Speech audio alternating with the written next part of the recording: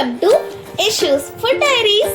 మీరు ఎప్పుడన్నా ఈ బేబీకార్న్ మసాలా కర్రీ ట్రై చేశారా? ఇది చపాతీకి, రైస్కి అండ్ పూరికి కూడా చాలా బాగుంటుంది.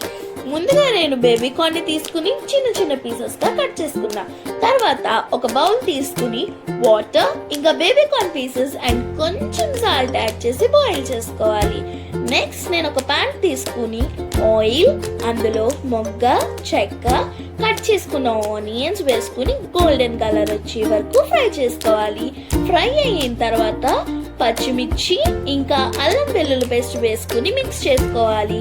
అండ్ మరి బేబీకార్న్ కూడా బాయిల్ అయిపోయింది కాబట్టి ఒక బౌల్లోకి తీసుకుని పక్కన పెట్టుకోవాలి.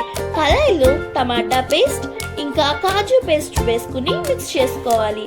నెక్స్ట్ పసుపు, కారం, సాల్ట్ ఇంకా ధనియా పౌడర్, జీరా పౌడర్ అండ్ గరం మసాలా కూడా యాడ్ చేసి మిక్స్ చేసుకోవాలి.